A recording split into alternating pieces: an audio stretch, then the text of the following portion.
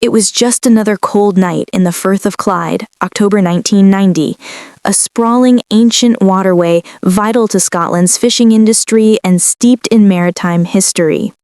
For generations, brave men have ventured into these treacherous yet bountiful waters, their lives intertwined with the sea's unpredictable moods. This night, however, held a chilling secret, an impending tragedy that would forever scar the calm face of this historical sea.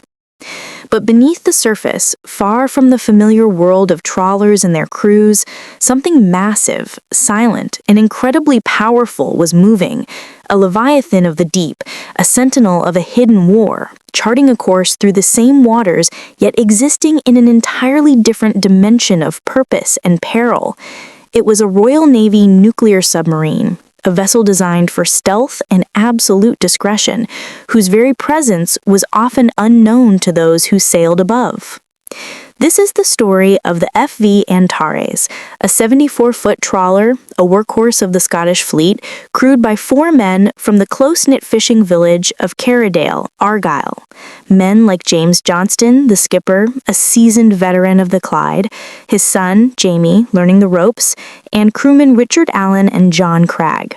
Their lives were dictated by the tides, the weather, and the relentless pursuit of the day's catch.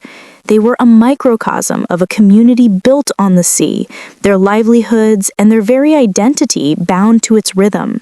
The Antares was more than just a boat, it was a home away from home, a symbol of their resilience and connection to the vast ocean.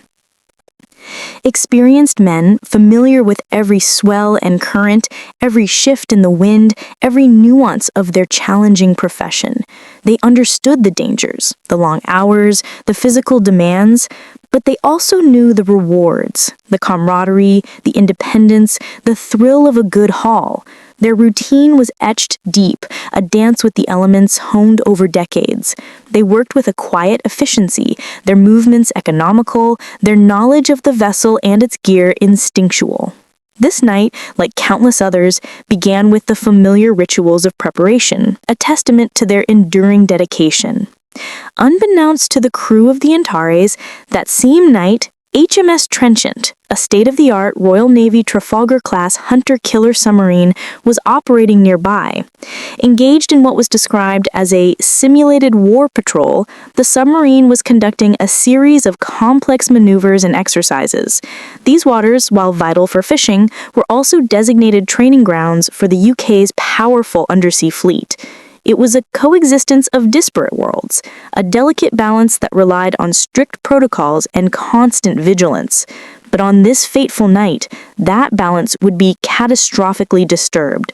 The submarine, designed to be undetectable, was on a mission that would tragically intersect with the Antares' innocent voyage.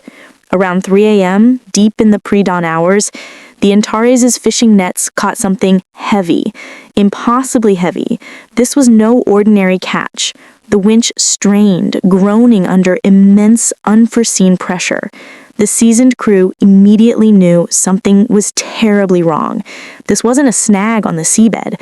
This felt alive, immense, pulling with a force that threatened to tear the sturdy trawler apart.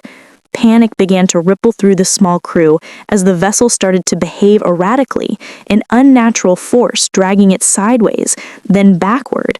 The situation escalated with terrifying speed, morphing from a challenging fishing moment into a desperate struggle for survival. Within seconds, the vessel was no longer merely struggling, it was being dragged violently, irrevocably beneath the waves. The Antares flipped with an agonizing lurch, its stern pulled down first, bow rearing high against the black sky. The 4 men had no time to react, no chance to send a distress signal, no hope of escape. The ocean, their lifelong companion, became their merciless tomb. The lights, which moments before had offered a small beacon of human endeavor, blinked out, plunged into permanent darkness. The suddenness of it was absolute, a brutal snatching away of life. No distress call, no survivors, just the cold, indifferent embrace of the deep, swallowing not just a vessel, but 4 vibrant lives, their stories tragically cut short. The sea, which had always provided, had now taken back with devastating finality. What remained was an empty expanse of water, an unsettling silence where moments before had been the noisy, hard-working life of a fishing boat.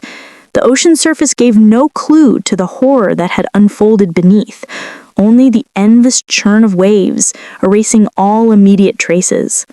By morning, the grim reality began to emerge. When the Antares failed to return to port, a search operation was launched. Rescuers, battling the lingering mist and the vastness of the Clyde, found only debris, life rings, fishing gear, pieces of wood, haunting fragments of a life violently extinguished. Hope, a fragile thing in such circumstances, quickly faded, replaced by a terrible certainty.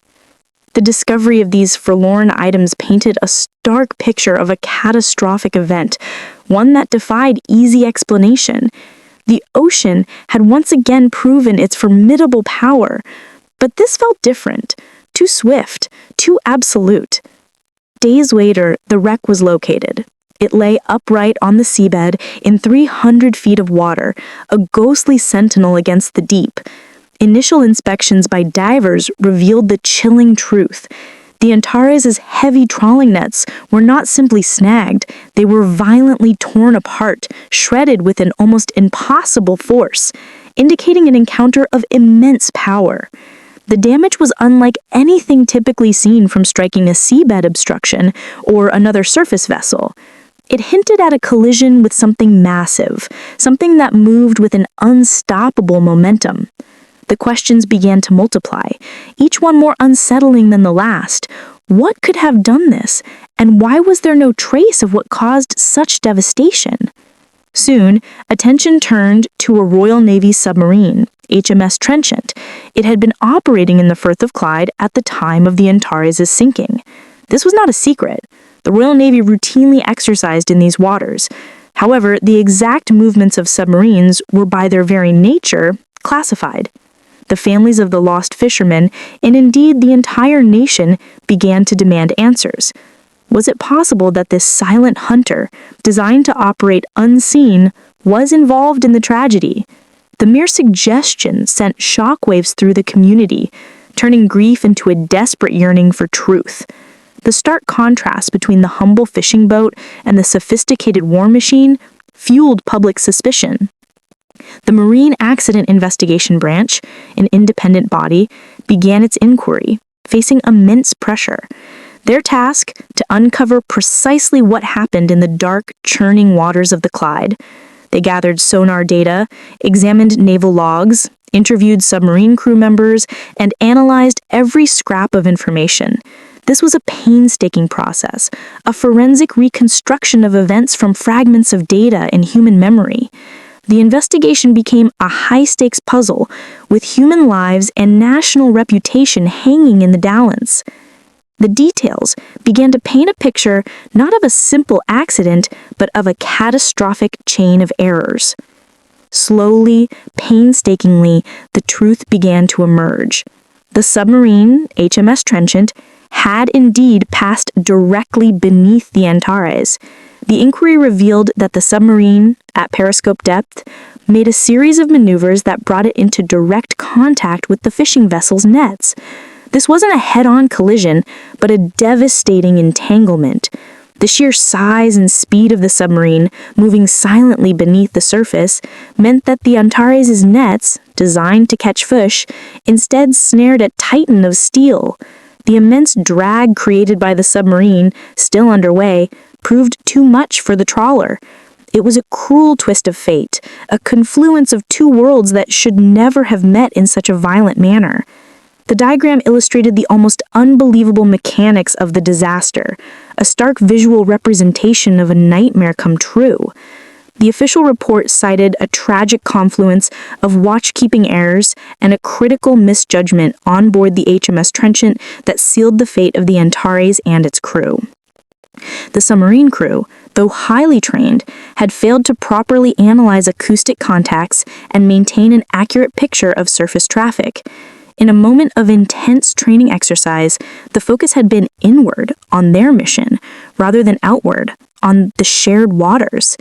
There were procedures in place to prevent such incidents, but they were tragically not followed or misinterpreted.